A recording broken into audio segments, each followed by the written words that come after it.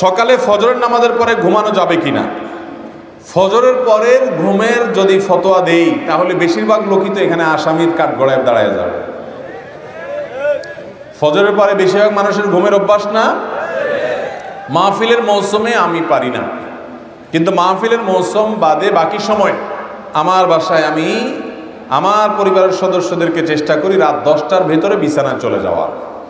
এটা আজকাল সোনার হরিণ হয়ে গেছে। আমরা রাতে 12টার আগে গ্রামের মানুষও শোয় না আজকাল। যদি বিছানায় যাইও আমরা 11টায়, 1 ঘন্টা আমরা মোবাইলে মোনাজাত করি। মোবাইলের মোনাজাত বুঝেননি আপনারা? এই 2 হাতে বসে ফেসবুক ইউটিউব টিপতেছেন, দেখতেছেন, মনে হয় যে আপনি মোনাজাত করতেছেন শুয়ে শুয়ে। এই মোনাজাত করতে করতে মোবাইল ঘুমের চোটে মুখের উপরে পড়ার আগ পর্যন্ত রাখে না অনেকে, ঠিক না ঠিক? এরপরে মোবাইলে কি দেখছে কি না দেখছে এসব জল্পনা করতে করতে আর ঘুম আসে না। 12টা 1টা 2টা বেজে যায়। এরপরে ফজরের সময় শয়তান হাত পা টিপে ঘুম পাড়ায় দেয়। ফজরের পরে তার না ঘুমার উপায় নেই, কারণ রাত্রে ঘুমাইছে 3 ঘন্টা 4 ঘন্টা মাত্র।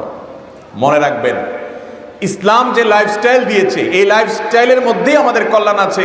করোনা যখন, প্যান্ডামিক যখন চরম পর্যায়ে, তখন একটা তথ্য আমাদের মাঝে প্রচুর পরিমাণে শেয়ার হয়েছে যে শরীরে রোগ প্রতিরোধ ক্ষমতা বৃদ্ধি করা ছাড়া করোনার থাবা থেকে বাঁচা কঠিন। তাহলে রোগ প্রতিরোধ ক্ষমতা কিভাবে বৃদ্ধি করা যাবে, তার জন্য অনেক আমলের কথা, অনেক করণীয় কথা ডাক্তার সাহেবরা আমাদেরকে বাতাইছেন। এর ভিতরে একটা করণীয় হলো রাতে তাড়াতাড়ি ঘুমানো। রাত 10টা থেকে 2টার যে ঘুম, এই ঘুমটা আমাদের বডিতে ইমিউন এবং রোগ প্রতিরোধ ক্ষমতাকে শক্তিশালী করে। তো নবীজি সাল্লাল্লাহু আলাইহি সাল্লাম এই জন্যই তো বলেছেন যে রাতে এশার নামাজের পরে আর আলাপ সালাপ নয়। এই যে ওয়াজ মাহফিল আমরা করি, এই মাহফিলগুলো গভীর রাত পর্যন্ত করা, এটাও সুন্নাহ পরিপন্থী কাজ।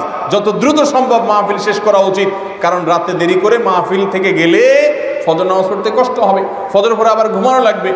ফজরের পরে ঘুমানোটা হারাম না, ফজরের পরে ঘুমাইলে বড় কোনো গুনাহ হবে না, কিন্তু এটা অনুচিত অনুত্তম কাজ, সুন্নাহর খেলাফ কাজ।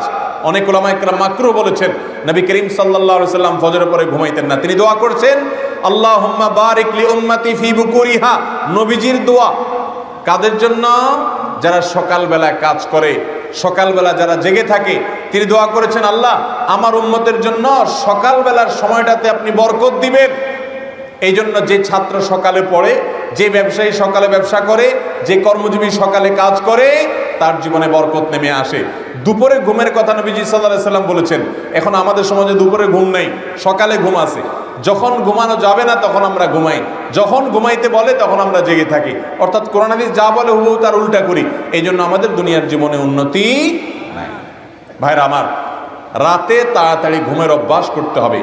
আমি প্রায় সময় বলি এই আমলটা বড় কঠিন হয়ে গেছে, আমাদের সবার জন্য একটা তিতা করলা টাইপ আমল হয়ে গেছে। আমরা অন্য অনেক আমল করতে রাজি আছি, রাতে তাড়াতাড়ি শুইতে চেষ্টা করবো তো ইনশাআল্লাহ।